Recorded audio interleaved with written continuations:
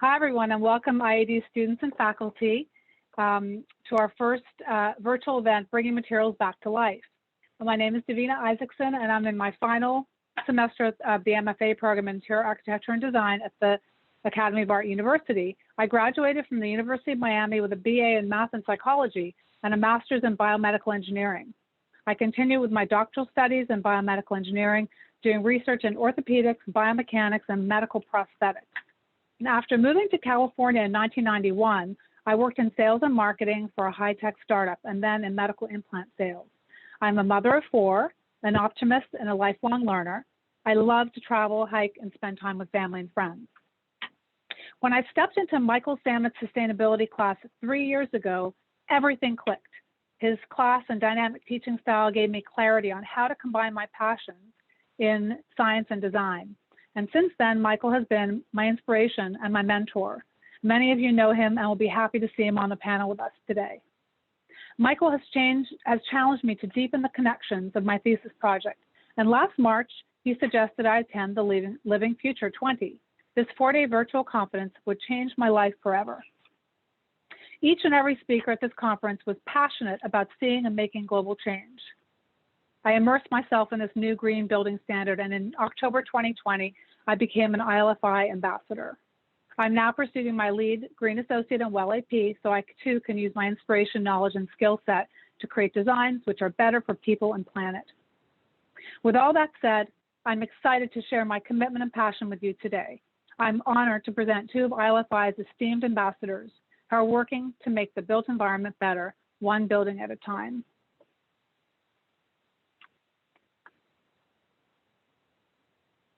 Could we put their bios on the screen?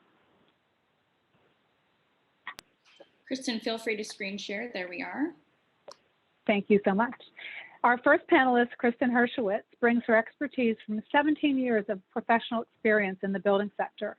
After 8 years of experience as a healthcare interior designer, she decided to pursue a degree in building science and sustainability because she couldn't shake the feeling that the products she specified were unhealthy for people and the environment. Around that time, her father was diagnosed with a rare form of cancer connected to exposure to glyphosate at his career with Monsanto. And for the past 8 years, she has worked at Stock, where she is a partner. She has worked with dozens of project teams to achieve LEED, WELL, and Living Building Challenge certifications. Educated and inspiring the project team she works with is the most enjoyable part of her work. She is a certified interior designer, a WELL and LEED AP, a certified CA naturalist, a regenerative practitioner, and co-leads the Bay Area International Living Future Collaborative. Our second panelist, Tatyana Gefter, has a BA in environmental science with a biology focus from the University of California, Santa Cruz. She is a LEED and a WELL AP, and she has been the lead material vetting professional on one of the world's largest renovation LBC material pedal projects.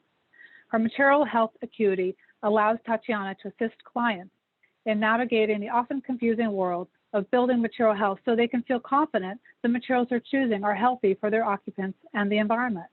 Her personal motto of action through authenticity helps her treat every client and project with the care it deserves. Our third panelist, Michael Samet, teaches sustainable design and manages commercial property. He graduated from UC Berkeley with a BA in political economy and from Stanford University with a master's in political science. After teaching at a number of small colleges, he created the professional program in sustainable design at UC Berkeley Extension in San Francisco and taught the sustainability studio at CCA. He now teaches sustainable design at the Academy of Art University. He is passionate about the power of the principles of sustainability to help improve the quality of our lives while reducing our impact, and has presented his work at West Coast Green, the Eco City World Summit, Essalon, and Burning Man. I hope this event opens up your world as it did mine and deepens your commitment to be a more thoughtful and informative designer. Now I'll turn it over to Michael Samet.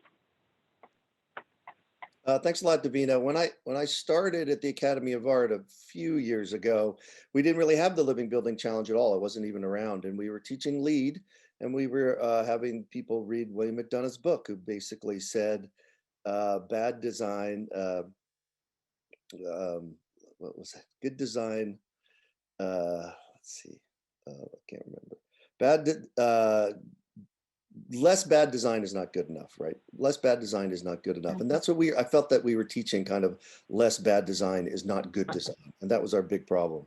And then Jason Mcclellan started the Living Building Challenge.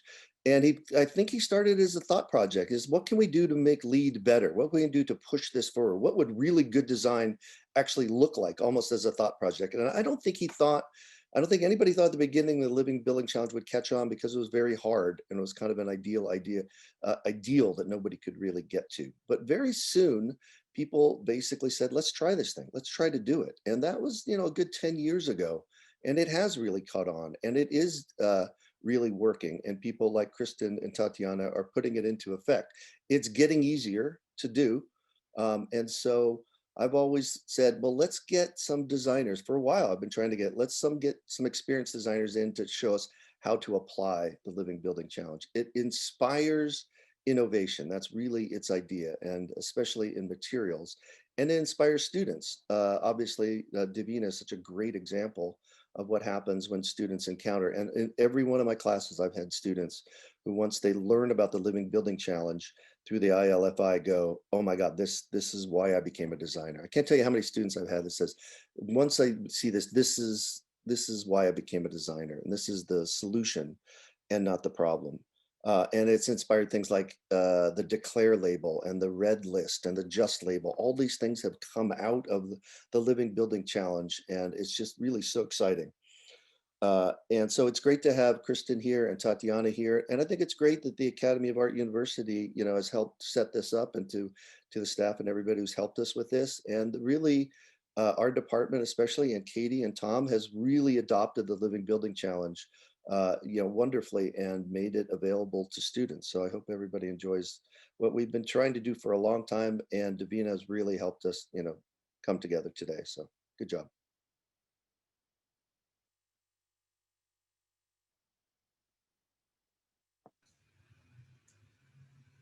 I'm going to go ahead and share my screen. Davina, is there anything else that you wanted to say? No, take it away.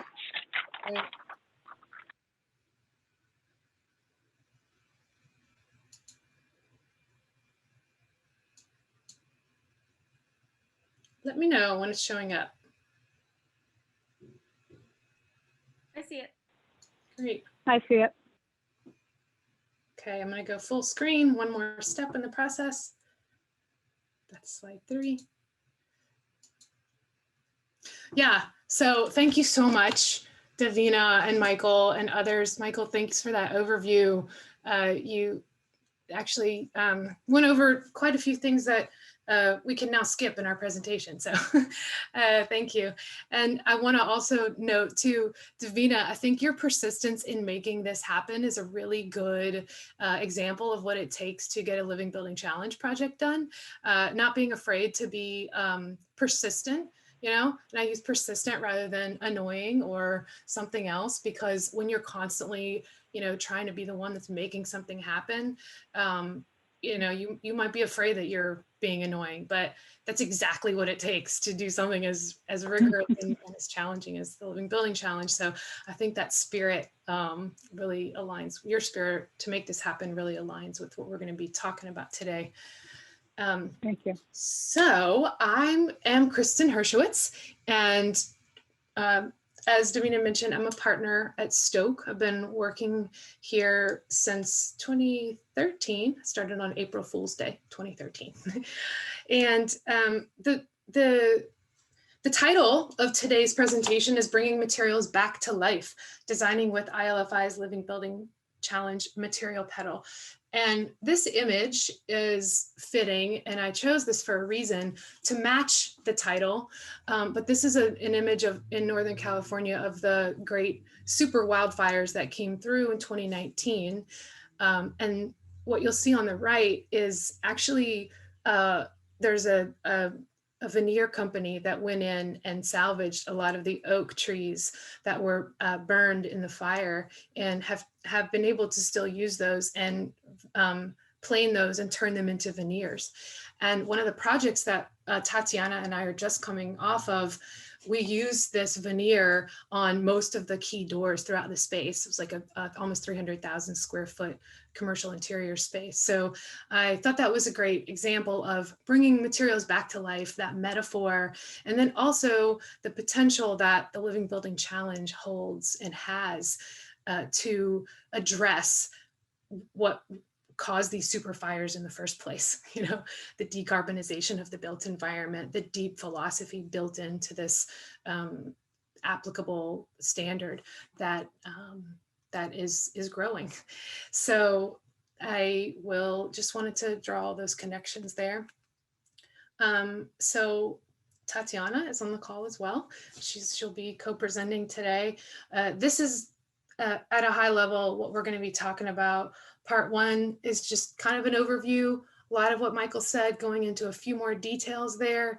I know that you all on the call have heard about Living Building Challenge and know about it, but even as professionals now, you know, it's hard to remember all the requirements, and it's always good to get a refresher. I've been involved with International Living Future Institute for many, many years now, and I'm still sometimes like forgetting what, and practicing, you know, professionally for 17 years, and I still forget all the time, like what's in these imperatives. So that's okay to do that. It's always good for a refresher. So we have an overview, and then we'll go.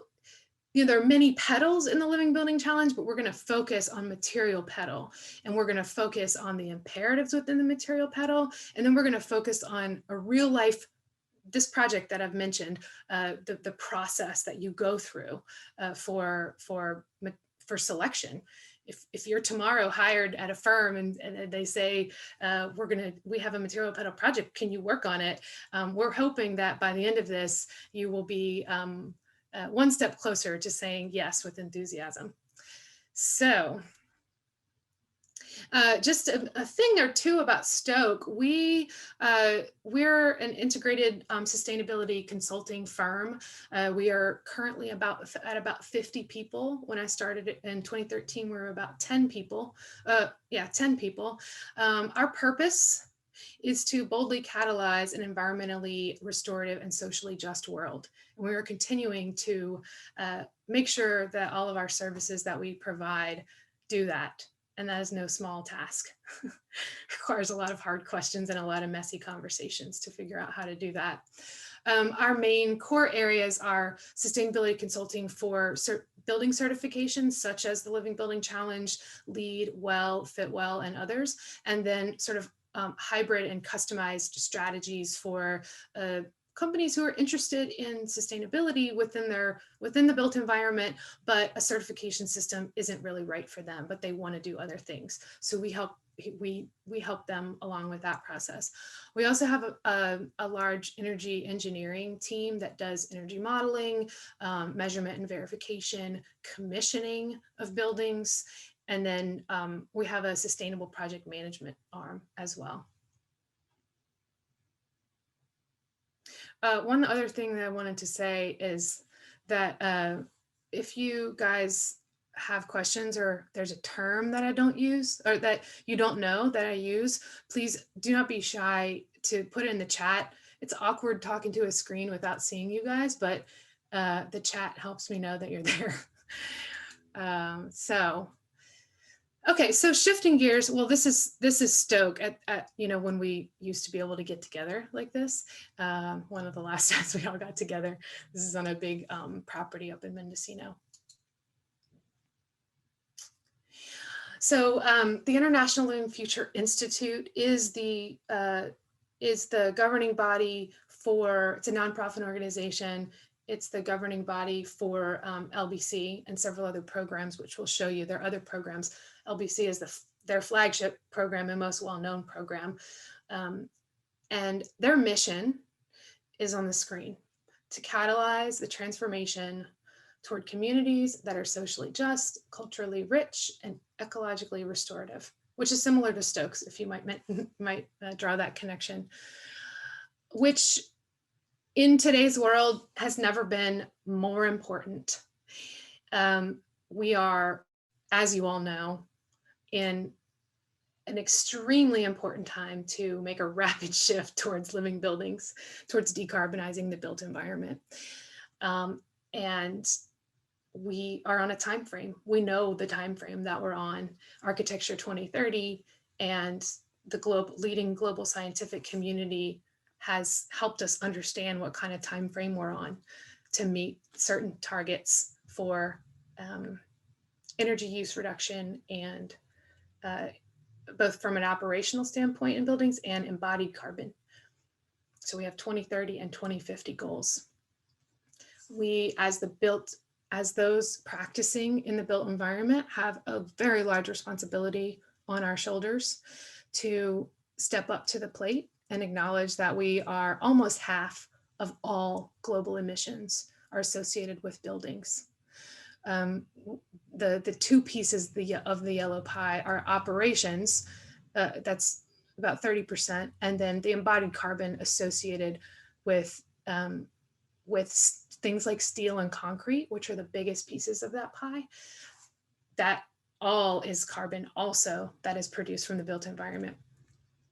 All that's to say, we are the built environment. We are in this field. We need to be responding to this.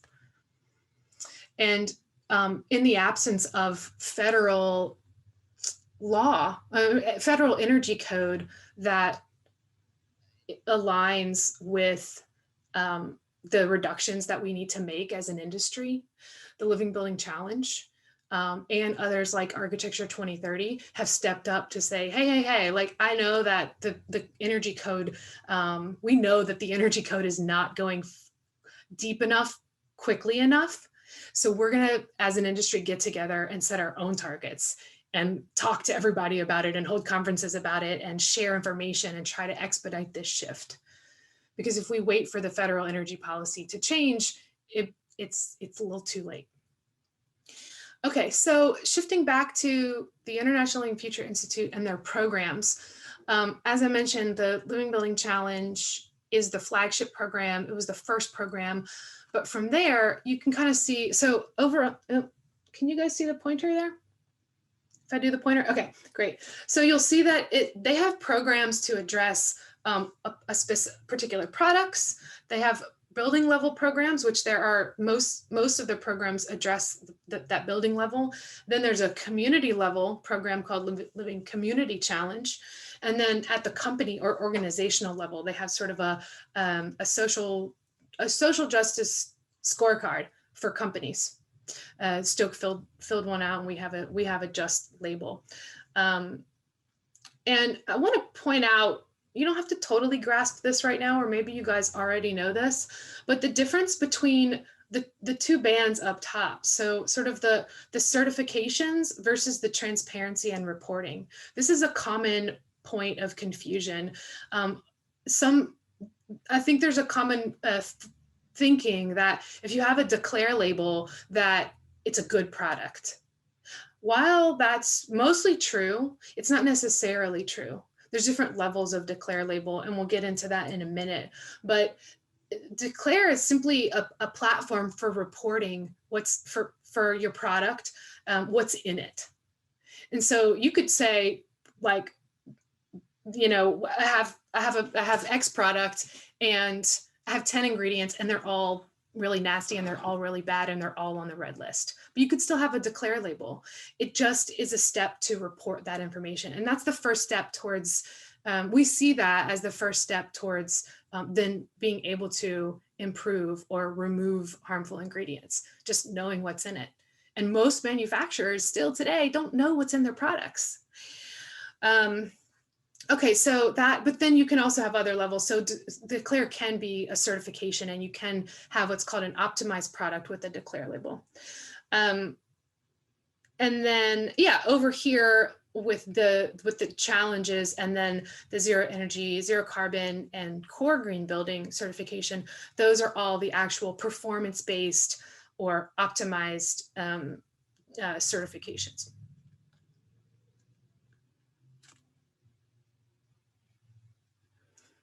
Okay, so one second. Okay, there, that's better. So the Living Building Challenge is the world's most rigorous standard for green building. As Michael mentioned, it grew out of actually a USGBC LEED chapter in the Pacific Northwest. There was folks up there that said, you know what, LEED's great. It's bringing the baseline up, but it's not going far enough. We can do better. The built environment can do better. And it grew out, the ILFI grew out of a chapter of USGBC that wanted to push the bar higher. The most beautiful thing, I think, I've given presentations. I gave a presentation actually on my honeymoon, which several years ago, I gave a presentation to an international school of students and teachers in Switzerland. It was a German and French speaking school, and it had a translator. And I described this, what I'm about to describe to you guys, the metaphor of the flower. And it's something every time I go over this that people are just so struck by and really remember, and it really resonates deeply with them. So the Living Building Challenge, the logo is this flower. You see right here is a flower. And the reason that it's a flower is because the whole standard was modeled after an actual flower. That was the inspiration for the standard, because a flower generates all of its own pollution-free energy in the place where it's planted from renewable energy. It doesn't rely on any outside sources, typically, if it's a wildflower, to meet its water needs. It reacts to its environment. It's informed by its bioregion, so it's unique to its place. It is free and beautiful for everyone to enjoy. It's not made of, nor does it emit any harmful materials into the air or into the soil or into the water. And it's a contributing member of its ecosystem. It can, and it typically puts nutrients back into the soil, and it acts in cooperation with its neighbors.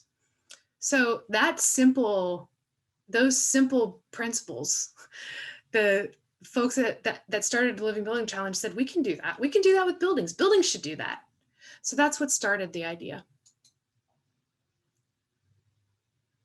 And again, what Michael said, this is going beyond. So you see on the left-hand side of the screen here, that a code building just kind of minimizes negative environmental impacts.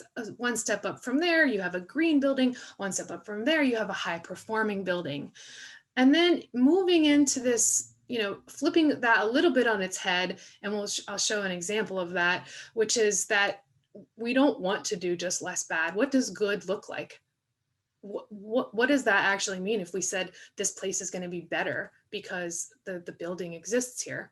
So we're moving into that, that realm with living buildings. And it's not just, this is also, I think it's important to point out that these are quantifiable improvements, not just lip service, not just greenwashing, not just, oh, our building is restorative. It's actually, through validated performance, through advocacy, through surveys and feedback, it's actually proving that it is better than just less bad. It has to prove that to be a living building.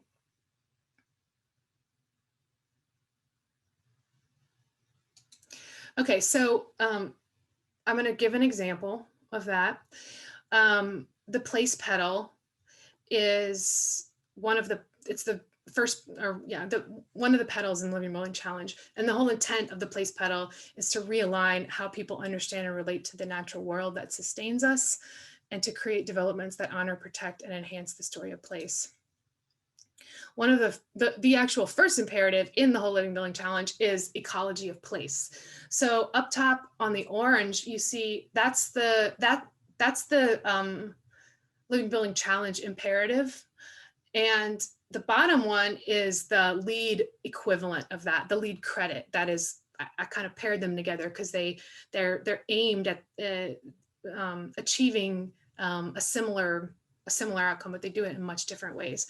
So for ecology of place, you are required to do a baseline assessment of your site.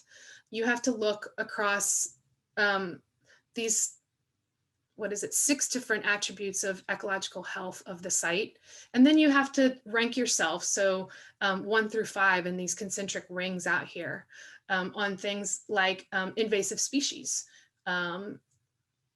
and desirable plants, desirable animals. You have to understand what the base condition of that is. And then you have to make a 10-year plan for how you want to improve. And you have to create the plan and see it through and then measure progress along the way. That's a requirement of LBC. For LEED, what they say is you have to, if you're building on a green field, which you can't do at all if you're living building challenge, if you're building on a green field, you only have to preserve 40% of that. And you only have to restore, which is to bring it back to, thriving ecological health, either 15% or 25% of that. So you can see this kind of piecemeally, like you only have to do a little bit versus you've got to do the whole thing. You've got to really look at it in its entirety, think about it holistically, think about a long-term plan. And I will say LEED is, both of these standards are constantly evolving, and LEED has recently included things like you have to have a pollinator garden, and you have to have a minimum of 6 species, and it's very prescriptive in that way. Okay, so here are the petals. You guys are probably familiar with these. Materials, water, energy, health and happiness, place, equity, and beauty.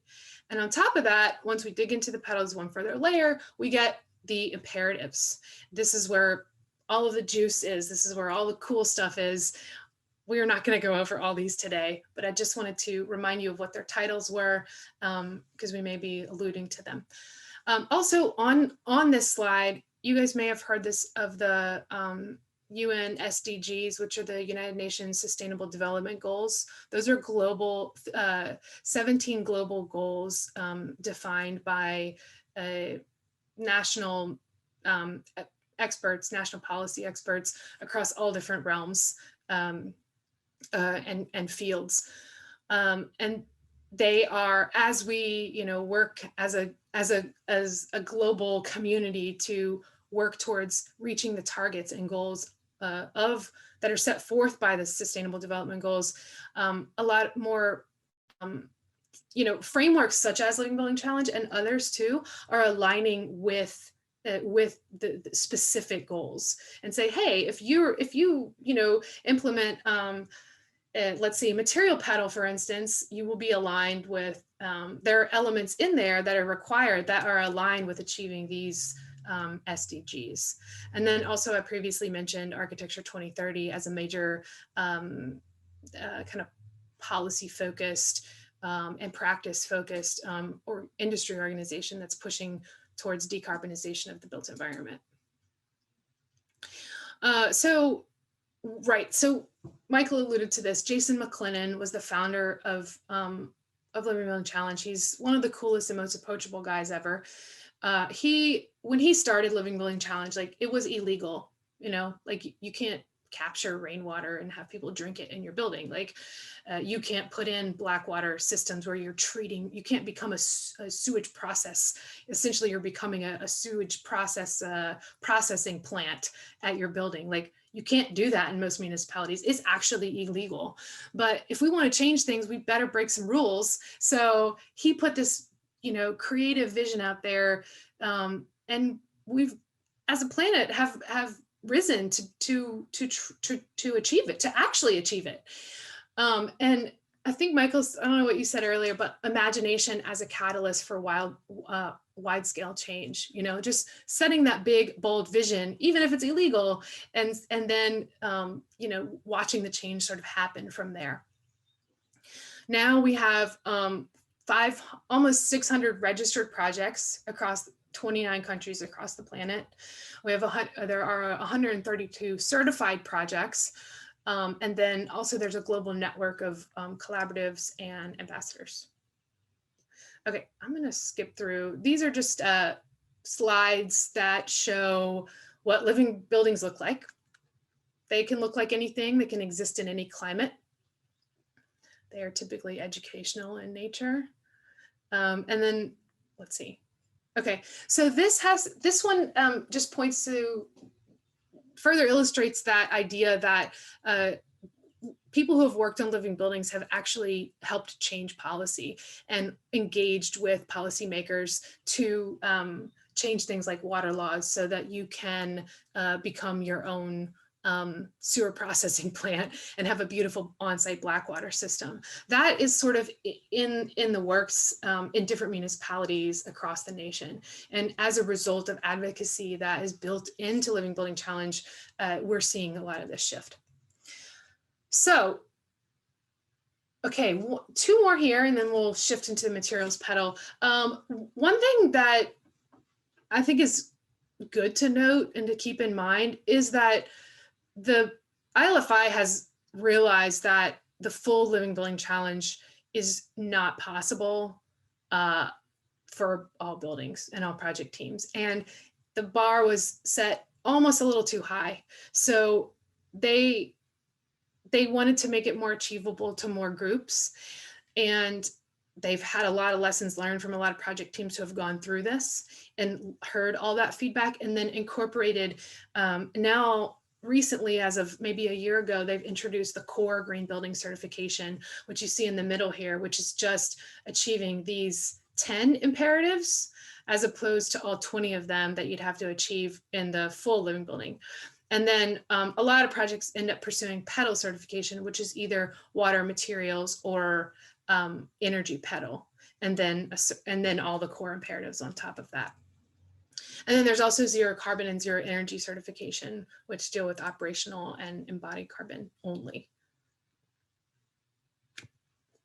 Okay, so you can get your LFA if you aren't thinking about it. The LFA is Living Future Accreditation, and it's an AP. It's like WELL or LEED AP. You can sign up to take the courses. We have some resources for how you could do that, and that will help you better understand all of the programs, talk about them, inspire people, and know what it's all about and how to, one step closer to actually doing it. There's also collaboratives all across the planet, which are basically groups that are focused on setting up educational experiences and tours of living buildings in your area. And then there are ambassador presenters who you could also become an ambassador. You have to get your LFA first, but the ambassador program is set up to empower people with information so that they can go and talk about Living Building Challenge wherever to whoever they decide needs to hear it. Okay, so I will pass it over to Tatyana. Actually, I can't see the chat right now if there are any questions in there, but I wanted to pause and see if anybody has questions. We do have a few questions. Olivia says, as an IAD student wanting to specialize in sustainable design, which accreditation is best to start with? LFA, LEED, or WELL? Yeah, I mean, LEED is, it's up to you, whatever your interest is and how, I think that LEED is by far, has more of the market share, so to speak, of the green building industry. But this is much more inspirational and aspirational. And it's much more fun material to go through and uplifting and inspirational. So, but LEED may be more practical, and it depends on where you want to end up practicing. You could do them all if you can take that on. We have, I have my WELL AP, LEED AP. I've done it in stages, WELL is great too. It's a whole other set of, focus on human health and promoting healthy behavior. It's different than LFA and LEED. We have another question. How much is it to get an LFA accreditation? Are there student discount rates? I believe there are, and I should have looked that up before talking to you guys, but I know for me, it's like 615 for a professional working in the field to access all the materials. I imagine that there is a student discount rate, but I can't remember right now how they currently have it set up. But normally, if you're thinking longer term, Stoke is sponsoring that as part of my ongoing education.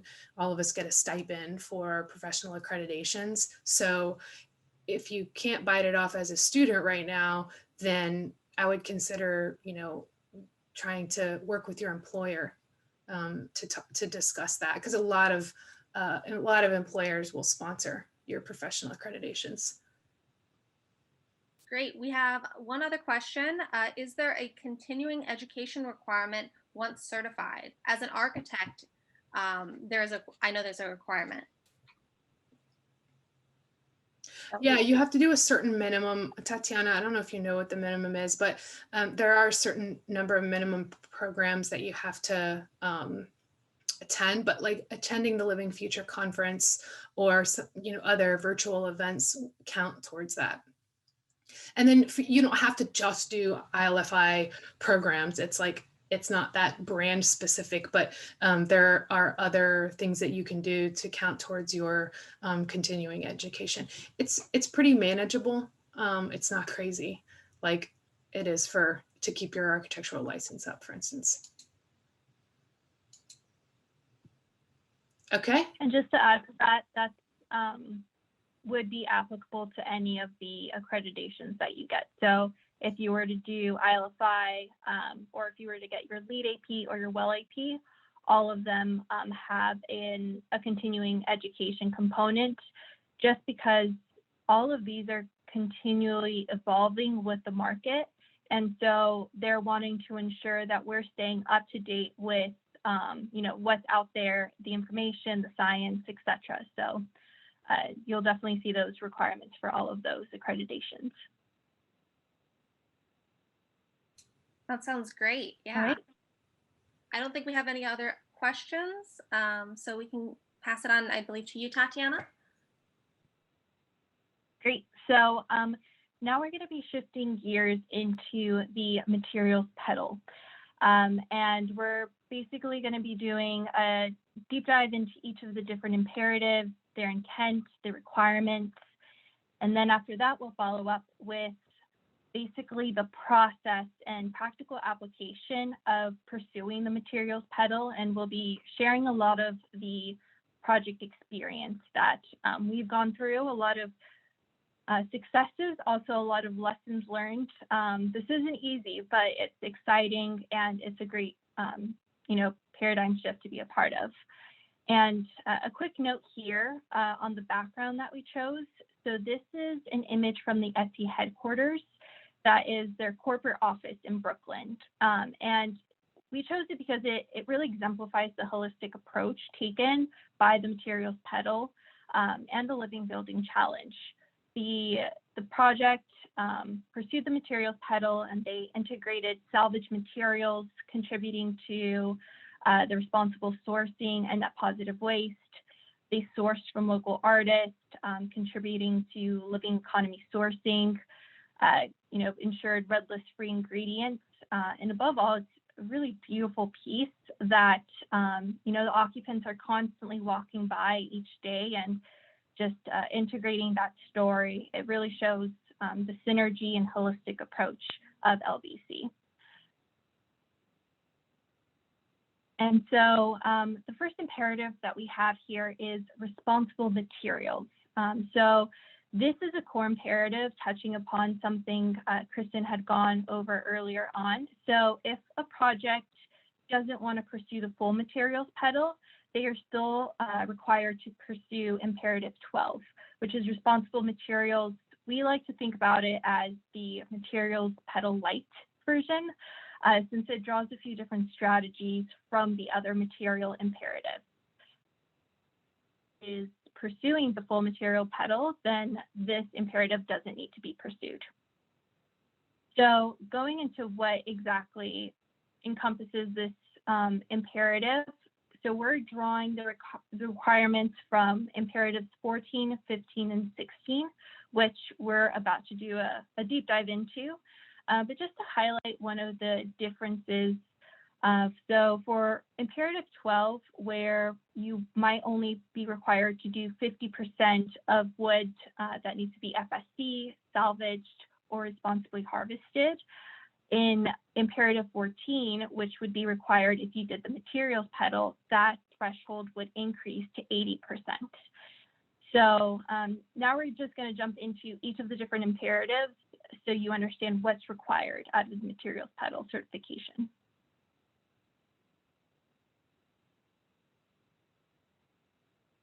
And then I think, Kristen, you might be on mute. Yeah, sorry, the mute button disappears and you have to use magic powers to make it come back. I don't know where they are. There it is. Thanks. So yeah, red list is kind of like the biggie in LBC. Like when people, if you have any familiarity with LBC, you think of the red list first. And it's probably, yeah, it's the imperative within the entire system of all the 20 that touches everything on the project, every nut, bolt, and screw on the project. And it requires everybody, the entire design team, the entire construction team, to pay attention to it and be involved in it and be committed to it. And it is a big lift. So I want to like back up and kind of paint the bigger picture of why it even exists, which you probably know, but it's also good to be reminded of. So these images here, so we care about what goes into our building products because of several reasons. One is that the building industry, or the chemical industry in general, there are upwards of 40,000 potential chemicals that if you're a building product manufacturer, you can go shopping in that giant warehouse of chemicals and pretty much have no regulations. There's no signs that say, hey, don't pick that one for this particular, for this product type. You can just use anything you want. And you can see the issues there. We also know, the research over many, many years has told us that chemicals, some chemicals in particular, are very bad for human and environmental health. And we don't want them in our waters. We don't want them in our land. We don't want them in our building products, but they're still available for use. So there's this conundrum that the red list is trying to address. And the larger picture of the red list is to foster a transparent materials economy free of toxins and harmful chemicals. So that's the big vision, and don't you forget it. And through advocacy that's built into the red list requirements, it is helping us actually move towards that vision. And then one more thing before I move on from this one, normally we think, I have an infant actually, he's about to turn a year old, and he puts everything in his mouth. I'm looking at building product ingredients in a whole new way right now. And there are three major ways that building products get into our bodies. Inhalation, building ingredients or things that are coming out of building products get into our body. Inhalation through our respiratory system, actually breathing them in, VOCs are an example of that. Ingestion, so the child that puts everything in his mouth, like lead paint inside of schools, is of particular concern because children put everything in their mouths. They eat it. And then the other way is dermal, so skin contact and absorbing in through the skin. And we care about, so inside of your workplace, your home, wherever, those are your points of contact. But then there are, before a product gets installed or lives within a building, there was a lot of people that touched it upstream, what we consider upstream, and then a lot of people who might be affected by it downstream once it's junk, You know, once it goes, it has the potential to leach from our landfills. So we care about, in the building, we also care about those folks who are making the products. We do not want the chemicals in the red list. We don't want them exposed either. And they're most of the time in some faraway land, so it's easy to forget about them. This image on the left, you can see this is from, you guys may know this, but the commercial textile dyeing, or for you know, systems furniture, upholstery for interior project and products and furniture, does a lot of textile dyeing as well. And it is one of the gnarliest, nastiest, most dangerous areas, you know, of just, there's a lot of water pollution, there's a lot of exposure, and yeah, it's a major issue. So anyway, we're looking at all of these things when we think about the red list and why it is that we would want to take on something so hard as the red list. Sorry, hold on one sec. So these are the 19 chemical classes that the red list encompasses. When you dig one layer deeper, you see all of the different, well, what that translates to. And that translates into over 800 individual chemicals. So the way that chemicals work is that they each have their own chemical abstract service registry number, CASRN. And that will come back up later when we talk about the vetting process and the significance of those numbers. This is, so for every, to be clear, for every nut, bolt, and screw on the project, you're making sure that they have 0 of these 800 chemicals. Like, think about that task. For this project that Tatyana and I worked on, thousands upon thousands, well, I shouldn't say thousands upon thousands, I don't know the exact number, but it was over 1,000 products that we vetted to make sure they didn't have these ingredients. There are some exceptions, and we'll get into those, but you know, that's kind of the way you should be thinking about this. And then also, ILFI acknowledges that we're continuing to learn about the way that chemicals affect our bodies and the environment. And as we hopefully get wide-scale chemical reform in this country, which Obama put in place, but it hasn't really been carried out by the EPA. TSCA, which is the Toxic Chemical Substance Control Act, hasn't been revised in over 4 decades. And right before leaving office, Obama signed the Lautenberg Act into effect that would reform the way that chemicals are managed and regulated in this country. That has not happened yet, but I'm crossing my fingers that will happen soon. And then some of the stuff will be addressed at that level, federal regulation, rather than us having to do it at this level. So ILFI acknowledges that this list is continuing to evolve, and new chemicals are getting added to it. Yeah, so I kind of already went over this, but I guess, you know, these are, in this image here, you kind of see the common building product types that we specify and use all the time inside of our buildings or homes. And then you see the classes. This is an abbreviated, this is less than the 19 that I referred to for the red list, but there are 6 major chemical classes. This is the Green Science Policy Institute's 6 classes of chemicals. If you guys don't know about them, you should check them out. But then you can see where each of those commonly shows up in the building product types. And layering onto that, we also have a lot of research that shows us how those chemicals affect our bodies and their connections between, you know, for instance, bisphenols, which there are several. And then up here you see, oh, you can't see that. Up here you see the body system, the human body system that those chemicals affect. And then underneath that you have you know, specific diseases or negative health outcomes. So this is a summary, a snapshot of the research of how it affects our bodies. Okay, so that's the red list. We'll come back to that in a minute when we talk about vetting. But we're going to go into responsible sourcing now. Kristen, can you hear me? Yes. Yeah, can I jump in for just 1 second? Sure. We have been teaching the 6 classes. I've just been slowly kind of Oh, introducing that into my classes.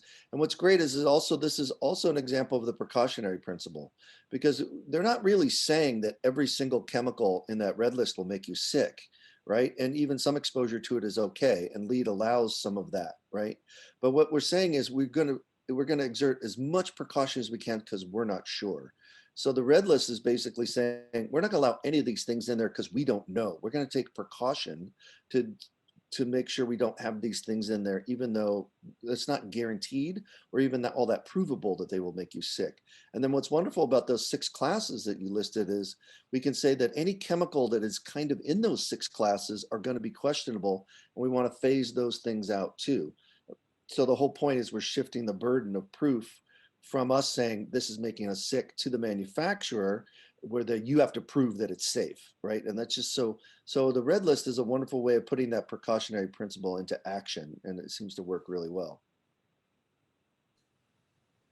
Yeah, that's wonderful. Thanks. And also I'll add that the Lautenberg Act is very similar in that way, that it kind of flips the whole current system on its head, where it says, hey, Monsanto, you can't wait until, hundreds of people are getting cancer and then say, this might be bad. You have to actually prove that it's not bad, and then you can use it.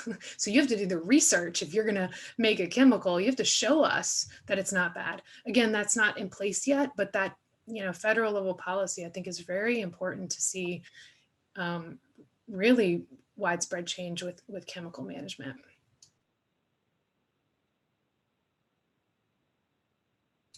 Okay. All right. So now we'll go over through responsible sourcing. So I'm going to try and get through the next slides fast so we can really go through the application of especially the red list, because it is such a large component of the materials petal. But quickly to go through the responsible sourcing, this is really looking at the raw materials, the extraction of them, how they're delivered to us, and ensuring that there's fair labor involved in the extraction process. And it's really a twofold requirement. The first is the promotion of products that have third-party certifications, which we'll go into in the next slide. And then the second component of it is looking at very extractive industry. So that's timber, rock, metals, and minerals. And so for the most part, these are really major industries that lack regulation, of course, with the exception of wood. But what ILFI is asking is to really advocate to these sort of industries to let them know that these are sustainable practices and social practices that we want implemented into these industries. So the 3 buckets here, wood is the requirement 80% for FSC, salvaged, or intentionally harvested. And the reason why ILFI uses FSC is it's a very holistic certification. So it covers, economical, social, cultural, and the environmental impacts of a forest. So it's really well-rounded. With stone, unfortunately, we don't really have that same sort of standard around. So this is where the advocacy comes into play. And the last bucket is declare labels and living products. So there's a certain number that you're required to have based on the size of the project. And although it feels a little random compared to wood and stone, the reason is because these certifications really ensure product transparency. So that's going back to the overall arching responsible sourcing requirement. And then now we'll go into where the products are coming from. Yeah, you want me to take this one, Tatyana? So this one's living economy sourcing. The name is always confusing, but basically I'm going to flip over to this slide. The requirement here is that for all of the hard costs are the cost for material, not cost for labor for putting the building together, but the cost just for the material, that certain percentages of those total hard costs have to come from within these radius proximities from your project. This is an example in Portland, and you can see, you know, if you're in Portland, you can, that 20% of all of your hard costs have to be from products that are manufactured within about 300 miles of your site. So that's really close. And half of that radius is in the ocean. So, and then out from there, you can have 30%, and then, 30%. So 50% of half of all of your hard costs have to come from within 600 miles of your project. And then another 25% can come from, if you're a project in the US, it's basically can come from anywhere within the US. And then 25% outside of that can come from anywhere in the world. But that, in order to achieve this, this requires a really integrated and early and consistent planning and meetings with your general contractor, and you know, early talks with the design team to say, like, where are we spending money on this project, and where are these products going to come from that are close to our site? And it pushes you to do, you know, make decisions that you wouldn't otherwise make if you didn't have to think about living economy sourcing.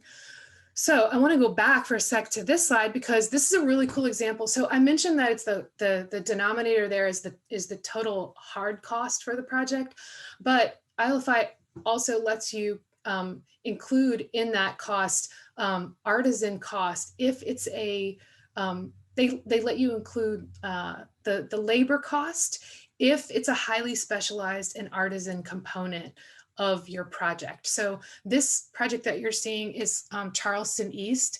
It's a very large ground up new construction project. Google, it's going to be a future Google office space. It's in construction right now, and we're highlighting the roof structure. This is going after material petal. And the roof structure is this incredibly, you know, these roof panels were designed for to be redless free, to be solar panels, and to harvest rainwater. And these aren't off the shelf, you know, you can't go buy this at some building supplies space. There's an artist that was behind the fabrication of components of these. So in this case, they were able to take all of that labor that's going into the fabrication of these roof panels and apply it to this calculation that they have to do for to hit living economy sourcing and to achieve that. Okay. Great, so now we've made it to the very last petal for the materials petal, which is net positive waste. And so this has really become a really big issue. Construction and demo waste is estimated to make up almost a quarter of the total waste that's generated in the US, which is an insane amount. And if you pair that with the fact that China has now limited the imports of foreign waste and recyclables, this has left so many projects struggling to meet waste diversion goals. And this is not only an LBC, this is for other certifications. A lot of our lead projects are really struggling to meet their waste diversion goals. So the really big picture here is to look at waste from a very holistic perspective and really make decisions based on the entire life cycle of a building. So you're really minimizing and preventing waste from happening in the first place.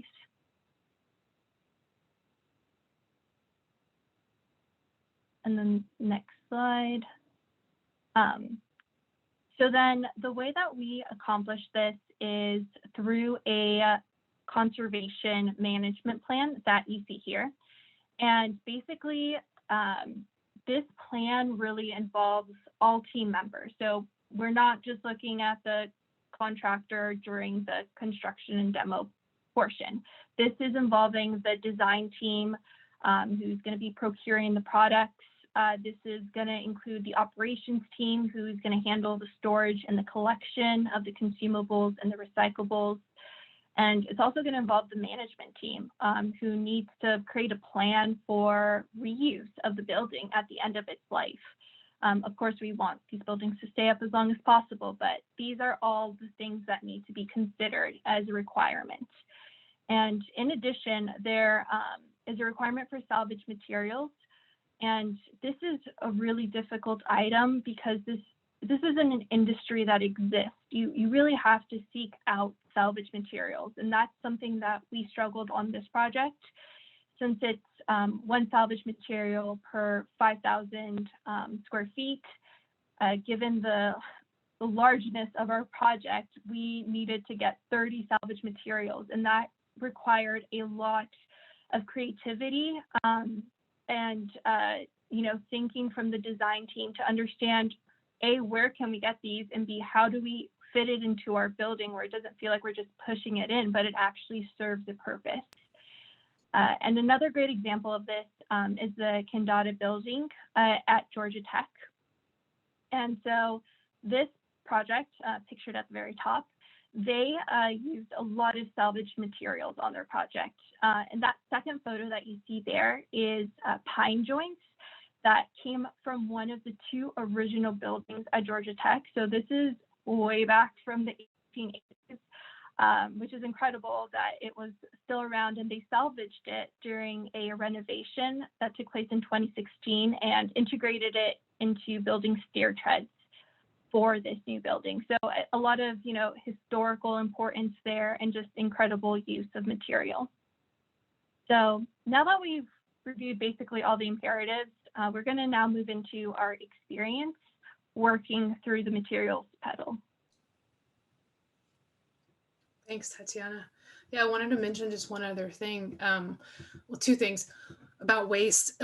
This requires a lot of creative thinking, and there are, kind of anticipating where you could minimize waste. So an example that we kind of thought about too late, tragically, but like they're having, for this almost 300,000 square foot building that we keep referring to, they have a lot of new systems furniture that all of the 1,800 employees that are going to be working in there are going to be sitting in. And typically furniture is like wrapped with like so much plastic and junk, it's like you don't need. And so working with the furniture vendor, the furniture supplier, which are the Knowles, the Steel Cases, the Herman Millers, and there's dozens, to engage early on to try to eliminate any packaging waste that can be eliminated on their side. So that's not a typical thing you think about, as a FF&E specifier or as someone, the architect, but it requires that sort of thinking and that sort of initiative to take on and be like, oh, hey, why don't we, we don't typically have this on our agenda, but what do you guys wrap your product in? Can we use packing blankets, reusable packing blankets instead? So all those things are encouraged, and they're what this rigorous sort of waste reduction is all about. So I'll say that. And the other thing that Tatyana mentioned that I want to expand on a little bit is there's a lot of room for opportunity and growth and innovation within this field of building reuse. For those of you who are located in San Francisco, there's a couple of building reuse yards, but they're kind of junky and it's all dirty, and it's not like a system that is functioning currently or thriving, I would say. But yet there's more construction waste, C&D, what we call C&D waste. It's almost twice as much by weight as all other municipal solid waste combined. So that's all the food, all the diapers, all the paper, all the plastics that get thrown away. C&D waste is twice that. So there's a big need for, and San Francisco is doing a survey right now. SFE, Department of the Environment, is doing a survey right now to try to understand more about what policies could be shaped and put into place to help this kind of struggling / non-existent market survive, like come to life.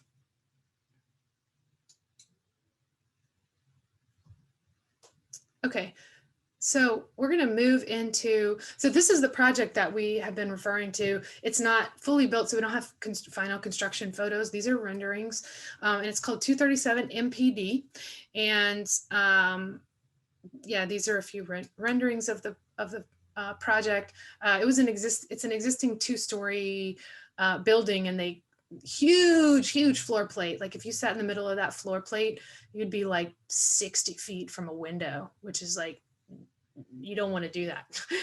So they decided actually to cut a big, what we call the oculus, a hole in the middle of the building to introduce light and views there.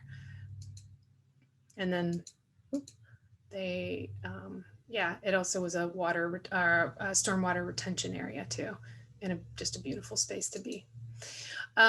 Okay, so now the LBC material selection process. We're going to walk you through this as smoothly as we can, but just know that it looks nice and neat and steps 1 through 9, but in reality, you're kind of going, you know, step 1, step 4, step 2, 3, step 6, step 2, step 7, step 2, step 3. So it's all over the place. It's not a linear process.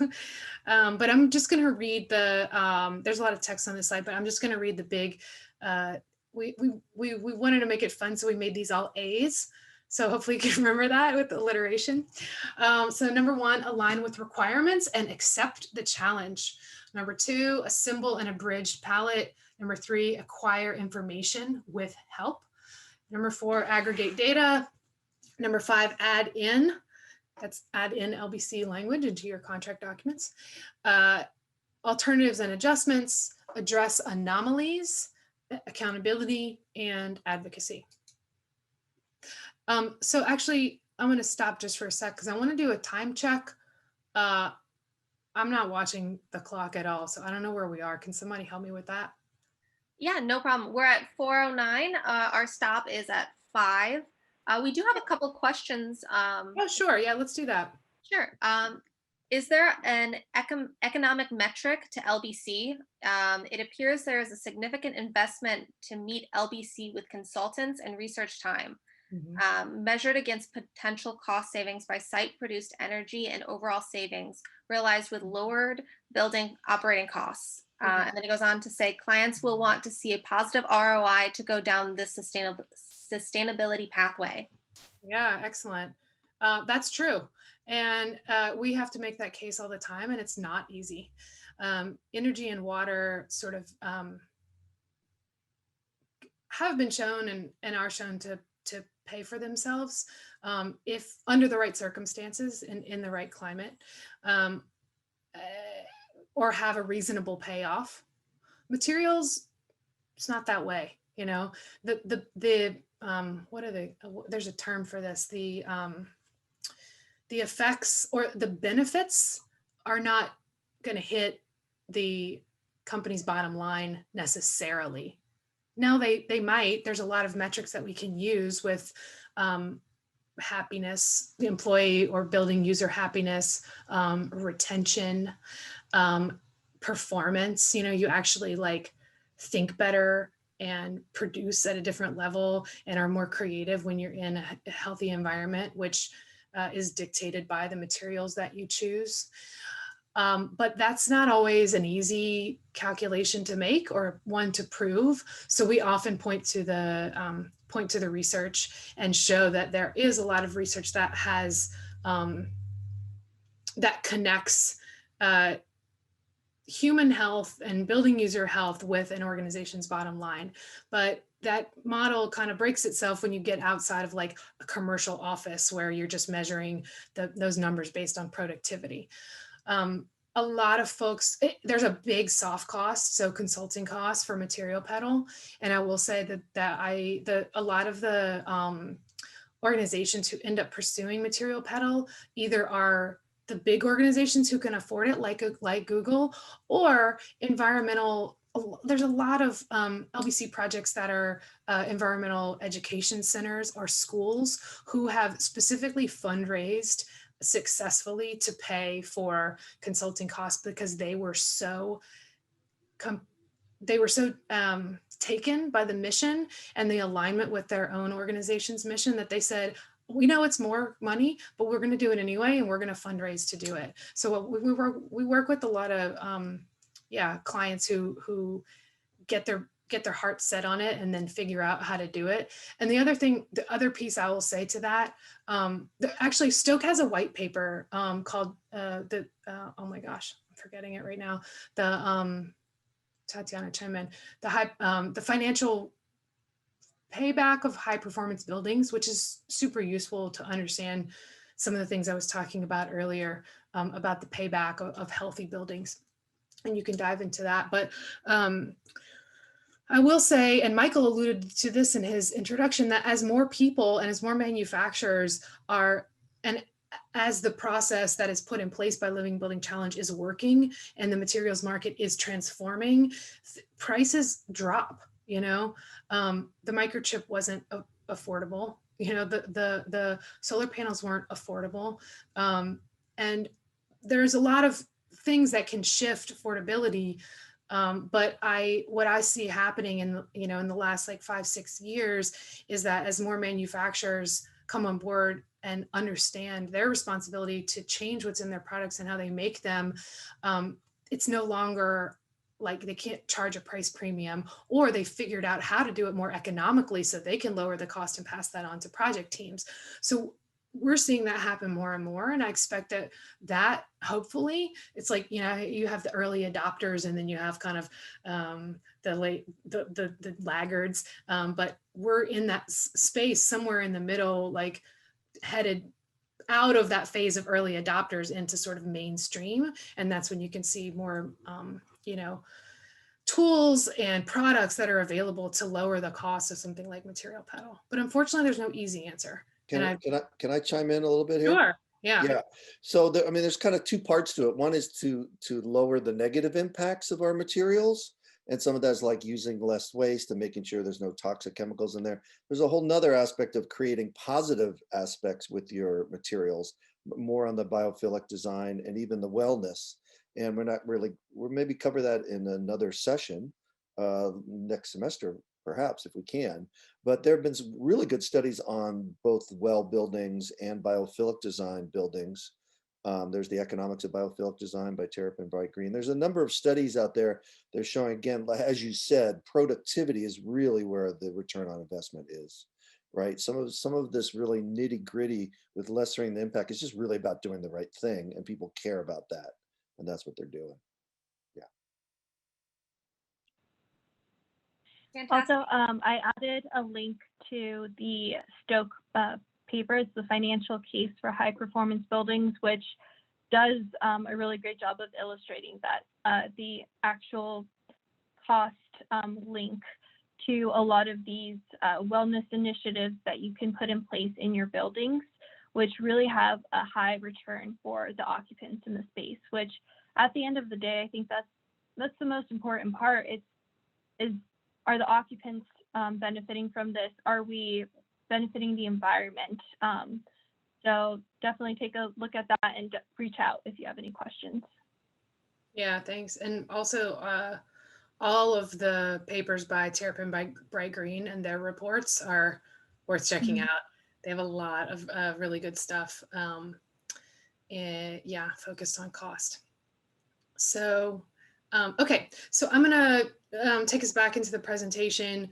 The first one, align and accept. So essentially this is saying you need to understand, all the trade-offs. You need to normally, when you look at a product and want to start to select a material palette or a construction product, you just would say, that one's pretty. That one is gonna hold up under an earthquake, or whatever it is, or those minimum requirements. This is asking you to ask a whole other series of questions, and it's asking you to ask all of these questions about every product, right? So first and foremost, from our, from our perspective, does this contain red list ingredients? I don't know. You got to figure it out. We're about to show you.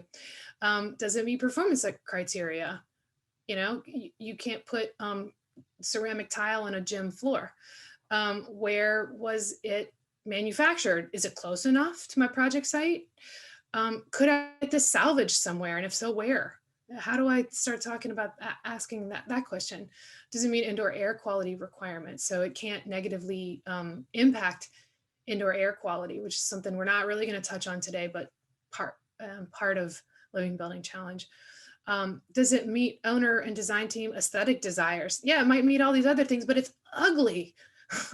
So, and then can it be, what happens at the end of its life? How long is its life cycle? Is it 5 years? Is it 50 years, the life of the building?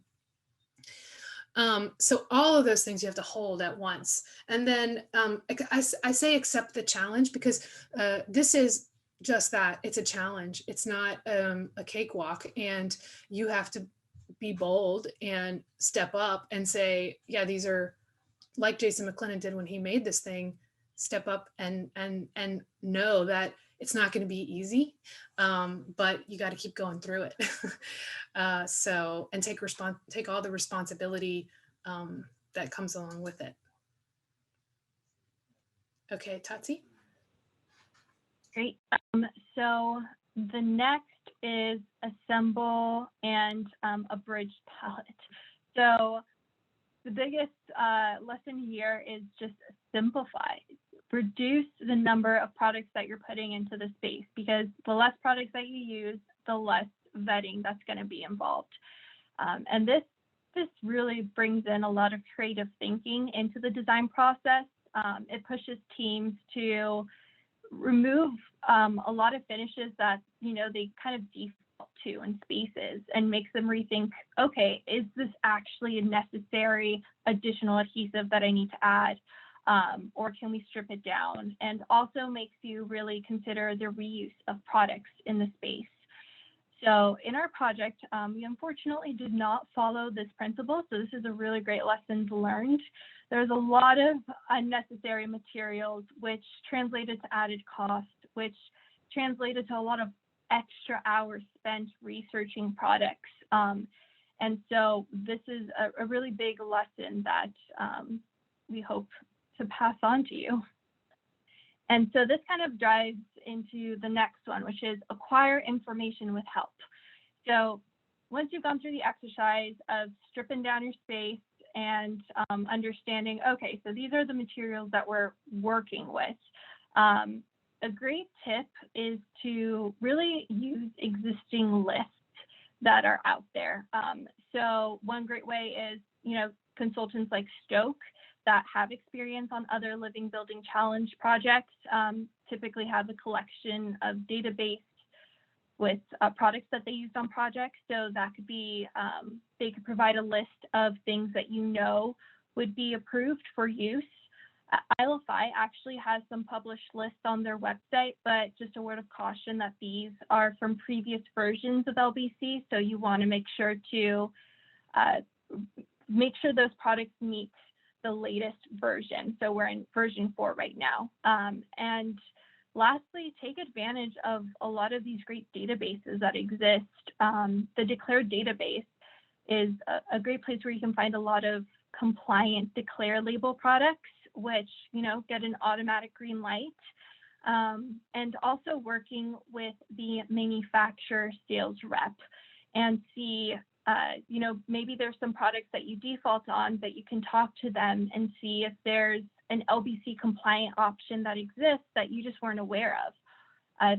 Also building that relationship with them really helps if you need to then deep dive into understanding what's into that product, which we're going to move actually into the next item on this list, which is aggregating data. And so this is where the bulk of your all the efforts really come into play here. Data aggregation. So for our project, we had what you're looking at is a screenshot of a Google sheet where all the design team members, all the subs essentially did a brain dump of every single product that was going to be used on the project. And then our job was to go into this list, and every single product we had to assess the compliance of. So in a perfect world, every product would be red list free and have an LBC compliant declare label, but unfortunately that won't happen. So we, need to, we'll jump into the transparency reports shortly. So just for you to quickly, go for it. Sorry, Tati, I wanted to connect what you had said earlier about the databases and the manufacturers reps with this slide, which is in this shared database that we use, we put the product and then also the manufacturer name and number, because in the absence of published data on a particular product, you got to make that phone call and start talking to manufacturers. And what often happens is, we'll get into that, but they say, I have no idea what you're talking about. Let me get you to this person. Let me get you this person. Let me get you to this person. But anyway, so with the design team early on, and this wasn't just the architects, it's the civil engineer, it's the structure, it's landscape, it's lighting, it's interior design. Everybody's got to go through this process where they're putting in all of the things that they think they might want to use on the project. And also, sorry, Tati, one more thing. It's important to note, because we're sustainability consultants, like we're Stoke is a team of with people from a lot of backgrounds that are related to the built environment, and we have some architects and some interior designers, but we often work side by side with, and we did on this project, with an architect. And we're doing the heavy lifting of the material vetting. There are other instances, like in that Etsy project that Tatyana showed at the beginning of Material Petal, where the architect, and in that case it was Gensler, they had in-house expertise for material vetting, or they developed it really quickly with that project. So they didn't work with a sustainability consultant. So you, as folks who are going to be starting in this career or shifting to it in the built environment, you could work at a sustainability consulting place where that's your job, you're focused on that. Or you are working on a LBC project as the architect, you're maybe a little less involved, but you still have a role in this process, and you're still in the spreadsheet and needing to participate in a very integrated way with your sustainability consultant.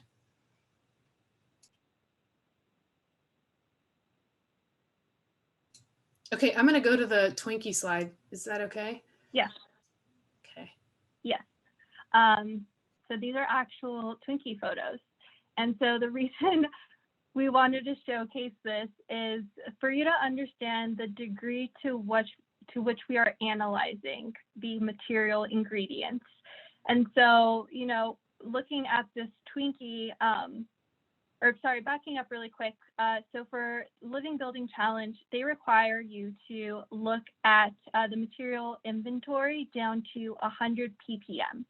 So ppm stands for parts per million. And so the way I kind of think about it is, if you have a microscope, it's zooming in to each of those different levels. So starting at 10,000 ppm, you look at a Twinkie and you say, okay, I have cake and I have cream. Pretty straightforward. Then you zoom in a little bit more at 1,000 ppm, and you start to realize, okay, it's a little bit more complex. We have a few other ingredients in here. And then going down to 100 ppm, which is what ILFI is wanting you to look at, you see there is an intense list of ingredients that make up this seemingly simple looking Twinkie. And so this is where the real work comes in, where you're taking this list and you're comparing it against the red list and ensuring that there's no red list ingredients in this Twinkie, because otherwise we can't use this. Of course, there's exceptions, which we'll go in shortly, but just to understand the extent of what we're doing this analysis on. And so the acceptable transparency reports. So remember when we, talked about the CAS numbers earlier on, Kristen had reviewed the red list. there are about 800 plus different chemicals. So in the vetting process, like I said, you're looking at these ingredients list and you're comparing it against 800 plus different chemicals, ensuring that there's no red list ingredients. And a lot of the time, I mean, in the perfect world, you get a living building challenge compliant product as a declare label or a fully fleshed out health product declaration, which we call HPD, or a complete safety data sheet. But when you don't have these available disclosures, this is when you're doing the work of picking up the phone and you're calling, you're emailing, you're contacting the manufacturer. Like Kristen said, surprisingly enough, a lot of manufacturers don't know what's in their products, just because they're really involved at the very last stage of the product, you know, and there's so many different components, all of these downstream ingredients that go into the final finished product that they're not aware of. And I think that's something that's really beautiful about this whole vetting process is I've gotten to learn with the manufacturer what's in their product. And it's a great transparency exercise to go through. So going into the next slide, we wanted to provide some examples of how we actually look at these. So, okay, you have, but what am I even looking for here? So there's a lot of great information on declare labels. Now we're looking at embodied carbon, we're looking at sustainable sourcing, end of life, but what we're really focused on is this area that's highlighted in red, and we're looking at the status. So in order for it to be, compliant, it needs to be red list free or LBC compliant, and it needs to be down to a certain disclosure threshold, 100 ppm that we had discussed earlier. So Kristen had mentioned this earlier, not all declare labels are compliant, although a large majority of them are. So then the next disclosure type that we have is the health product declaration.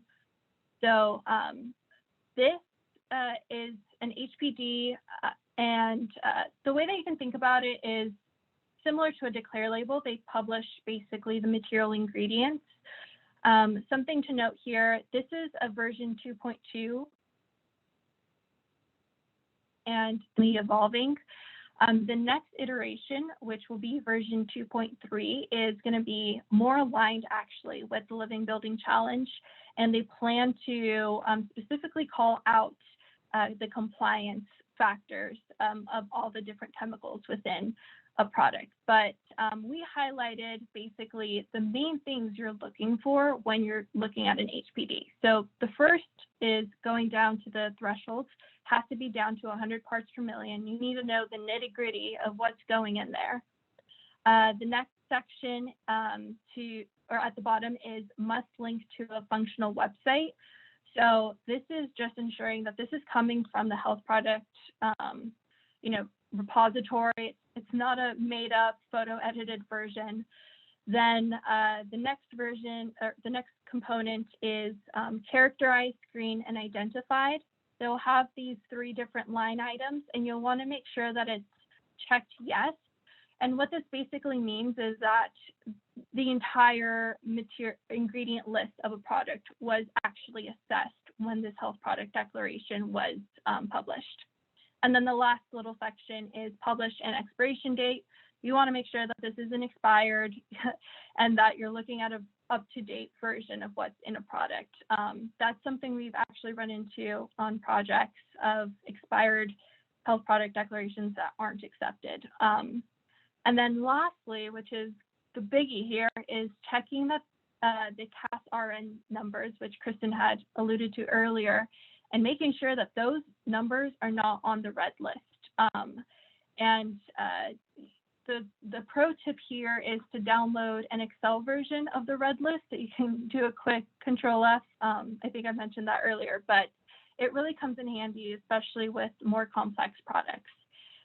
And again, in a great perfect world, we would have disclosure of all of the ingredients, but in some cases, there are undisclosed ingredients. So if this happens on an HPD, for example, it's then your responsibility to contact the manufacturer to ensure that the undisclosed, which typically are proprietary ingredients, having them write you a letter to ensure that the undisclosed ingredients do not contain any red list ingredients.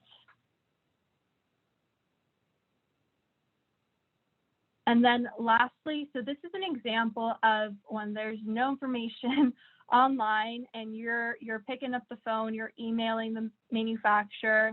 And what we did was we created this Excel file that we sent them.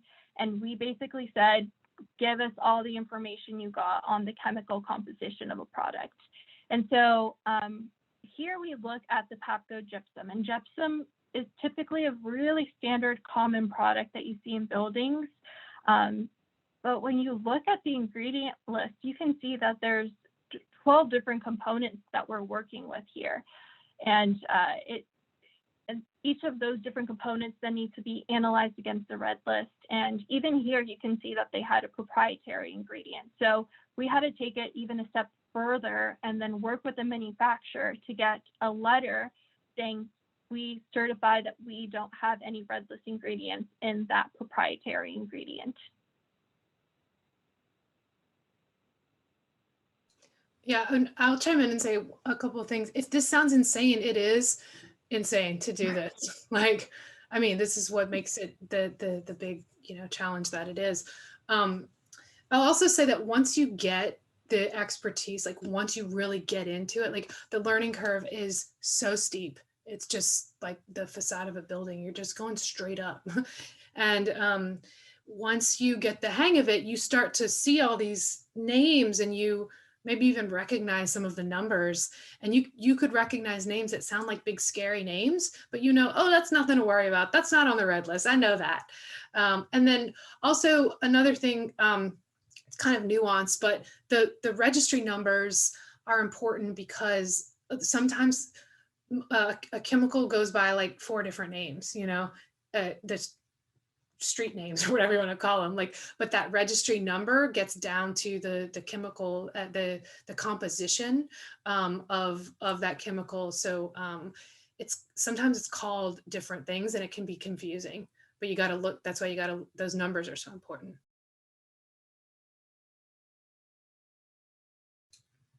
Okay, so the next step in the game is add in.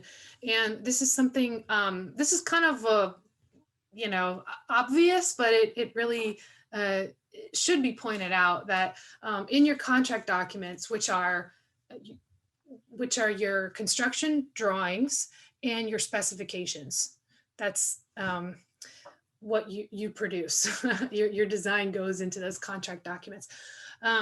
You have to add in language into your specifications that address the nuances of living building challenge. So there's often a saying, you may have heard it, that nobody looks at the specs unless there's a lawsuit and they're trying to cover their butt legally. That is definitely not true on living building challenge projects. And in fact, it's the main way that the design team or whoever's putting together that project specification manual can communicate to the general contractor or general contractors who are potentially bidding on the project, that the extent of the requirements. And if you really need to incorporate, the red list ingredients that are red list ingredients that are pervasive, neoprene everywhere in buildings, PVC everywhere, plumbing piping, electrical systems, landscape. There are big major implications to business as usual when you just say, yeah, no PVC, you can't use PVC. It's like, it's disruptive to trade partners, these folks, these laborers and people who are used to building buildings in a certain way and sourcing their products from a certain supplier. You've got to be like, let's talk about that. We're gonna do things a little differently here, and you have to as the sustainability consultant, you have to not talk crazy, because if there's no other option, for that product, or that code requires that you have PVC in your electrical cabling that's running through your plenum, which is, you know, the space between your drop ceiling and your structure, you have to know that, or you have to learn that and be embarrassed that you didn't know it. So there's a lot of like awkward moments, I think, in LBC, but you know, you get over those. But essentially what I'm trying to say is you need to be incorporating the language from the get-go into your specifications. I included this finish schedule down here because I highlighted this. This is there was, you know, dozens and dozens of products that the architect specified in the drawings on the finish schedule. And they indicated which ones were coming from attic stock, which is, for this project, it was kind of a code word for salvage material. Attic stock is back stock from other projects that we were able to use as salvage products in some cases. And then this other one, on this project we did, there was an experienced design team that put together these really cool kind of, they called it Stratus. And we worked with the experienced design team to make sure that these Stratus pillars were kind of hitting different parts of the requirements for material petal, which were showcasing salvage products, showcasing unique products and healthy products that were used that aren't typical, such as PVC-free electrical jacketing, which is like, doesn't really exist. Like, so we wanted to really make that sexy and make it come alive and make people like understand what that was.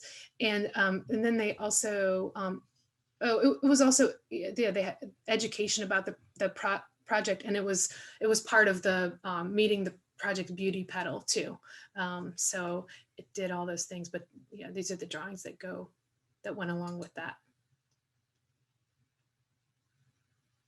Okay, so moving into alternatives and adjustments.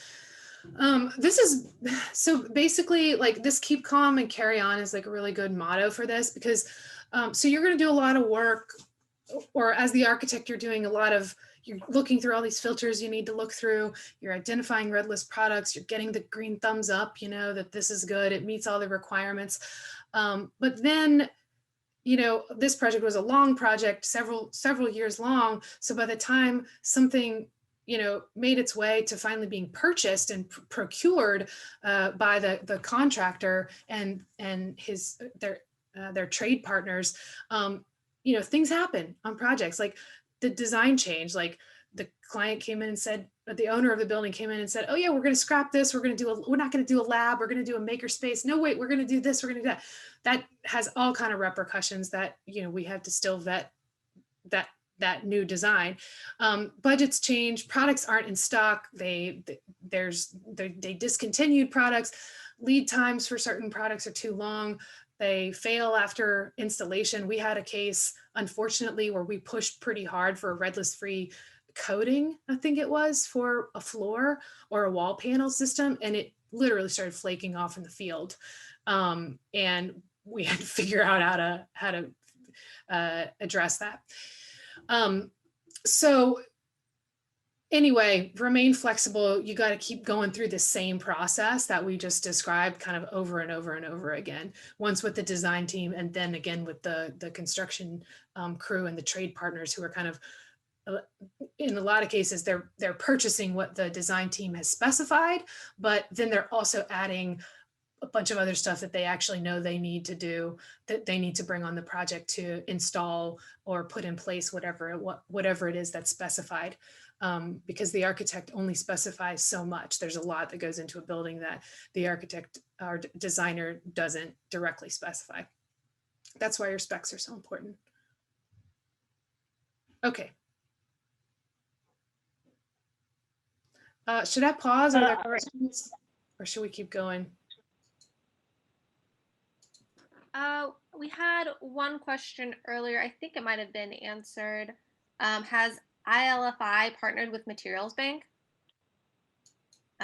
This service/resource for selecting materials is really the future of material selection and sourcing. Having a selection option on the MB website with pre-vetted, red list free and declare certified products would be a massive time saver. So I was just wondering, someone was wondering if you had partnered with them before.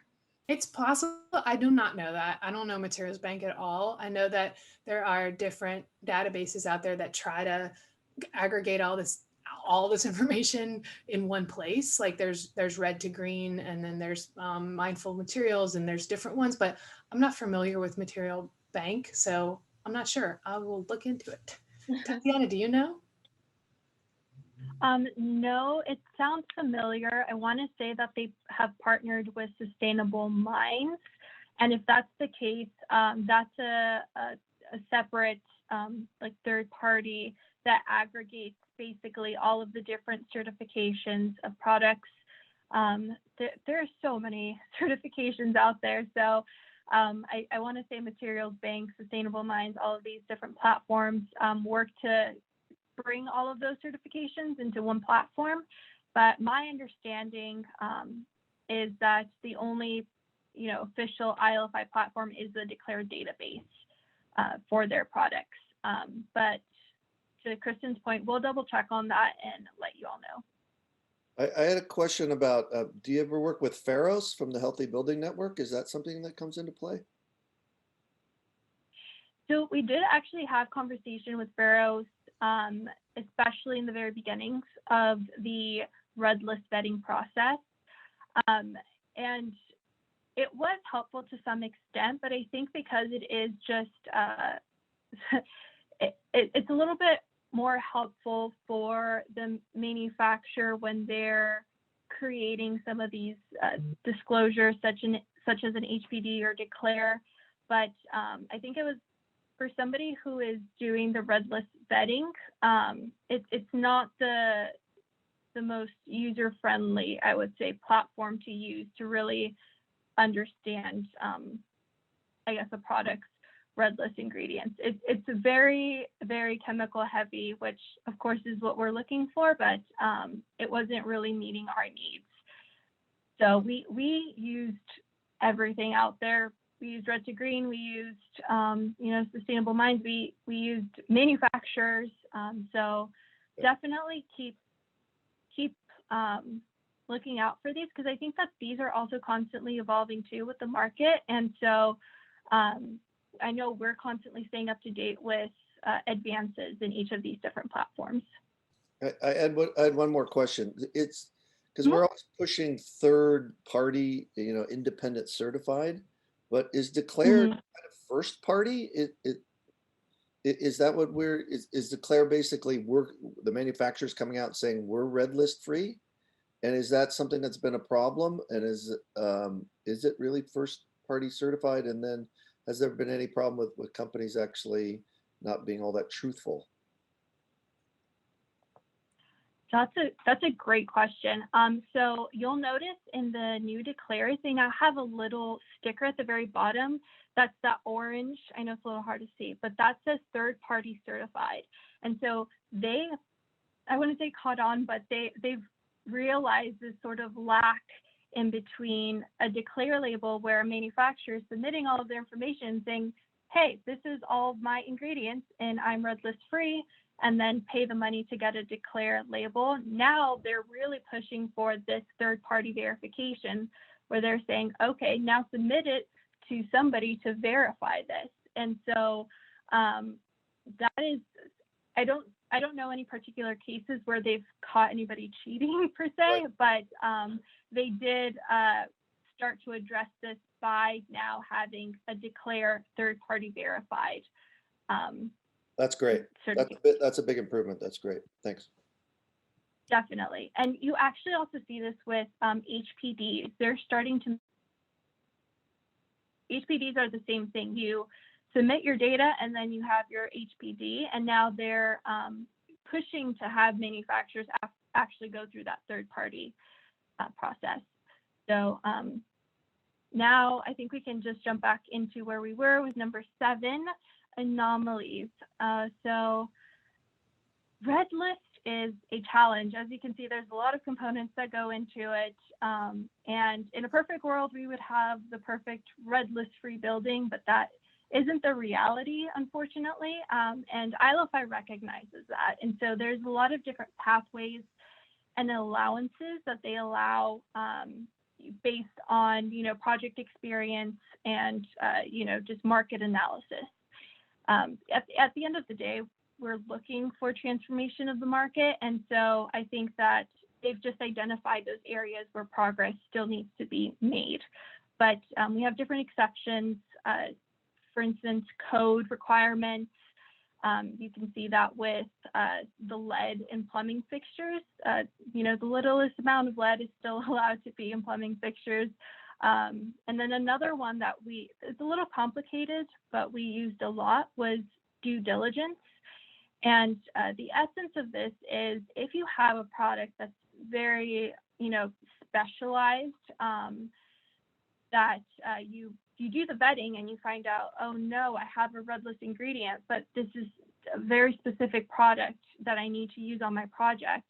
ILFI brings in that advocacy piece and then asks you to examine 2 other products similar to that, and analyzing those and saying, okay, do these 2 other products also have red list ingredients? And if they do, then you're allowed to use your originally specified product. And the idea here is showing that this product is so specialized that there's no other comparable option that is red list free that we can use. Of course, ILFI doesn't want you to, they give you these options and these pathways, and I think it's really great to keep these in mind as you're vetting your products. They're really going to be helpful, but of course, at the end of the day, we're constantly, our northern light, or whatever that phrase is red list free. So just keep that in mind.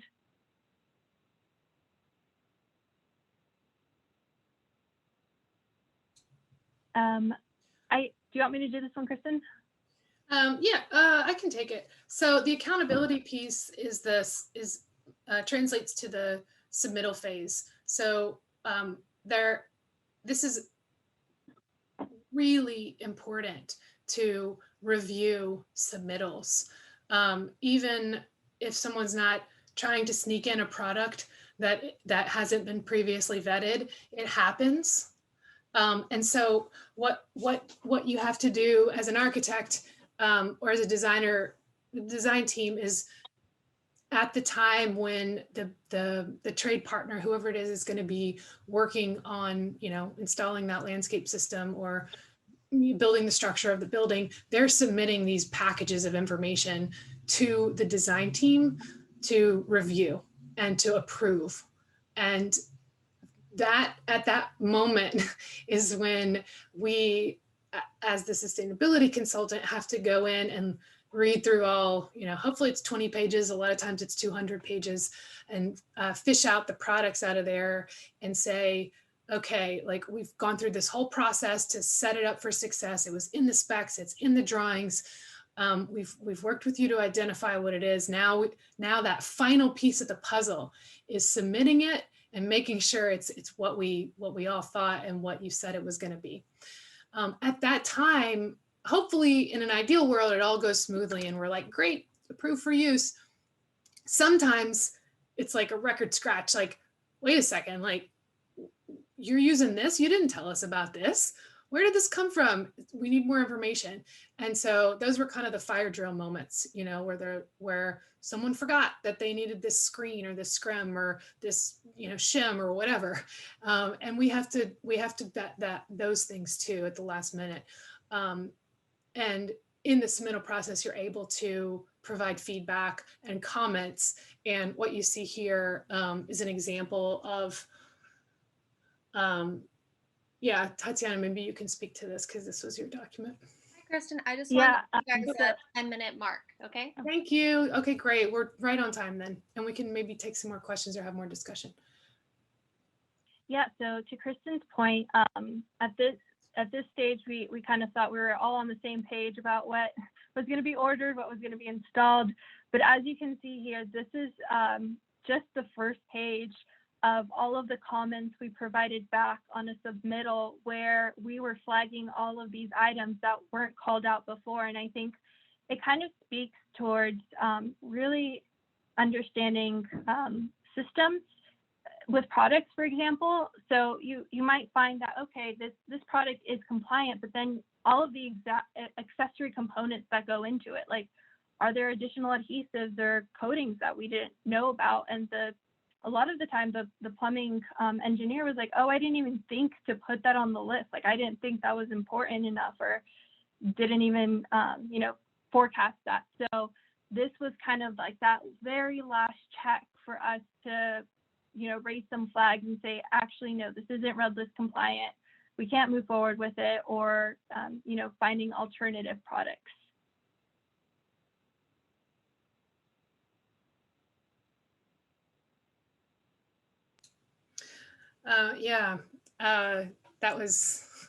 It's an interesting process, that submittal process.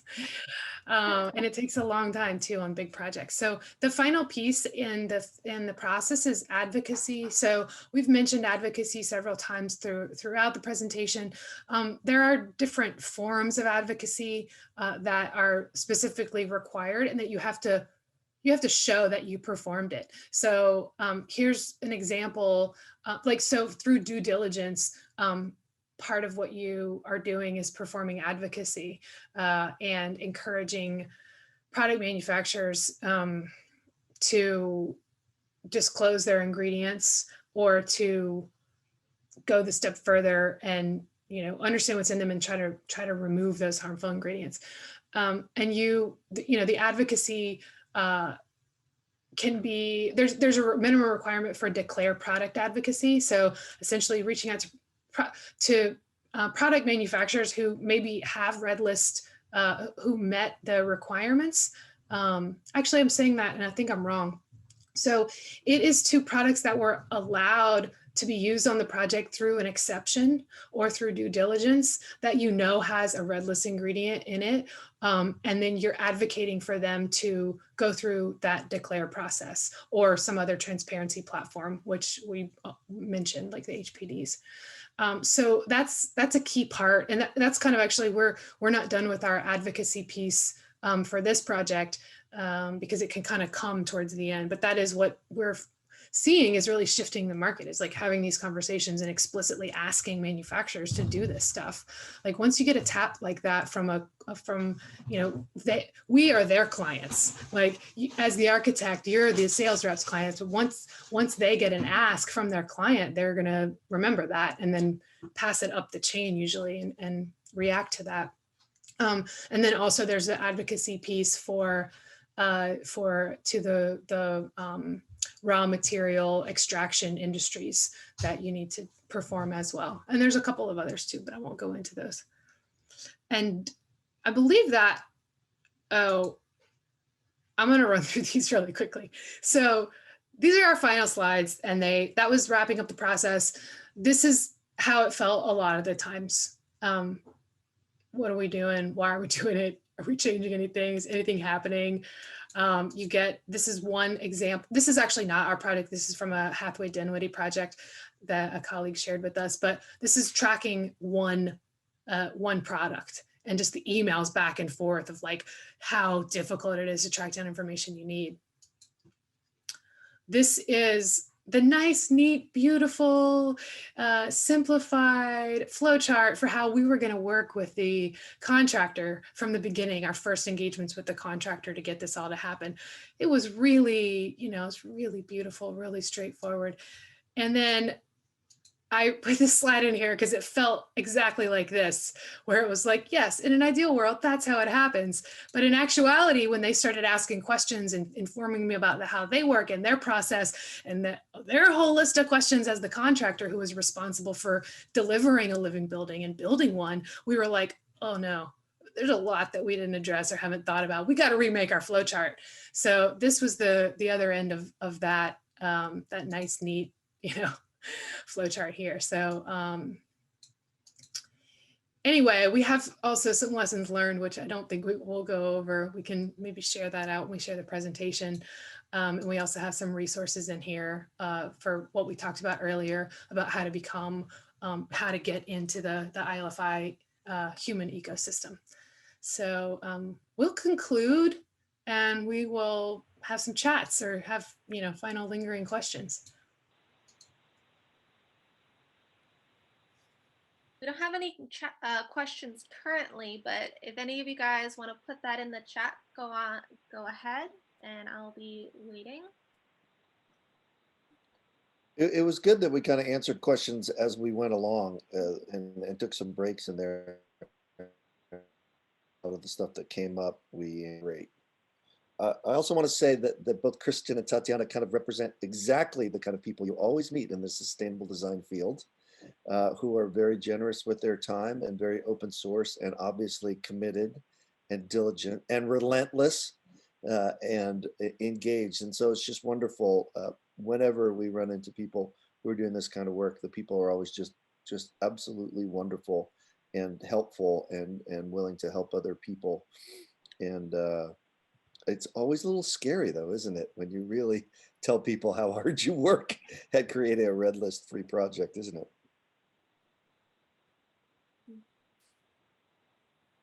Well, there's just so much to know. It's just very apparent that today was an amazing insight into your world, and we want to thank you for your time and for the Academy of Art team helping putting everything together. It's been amazing.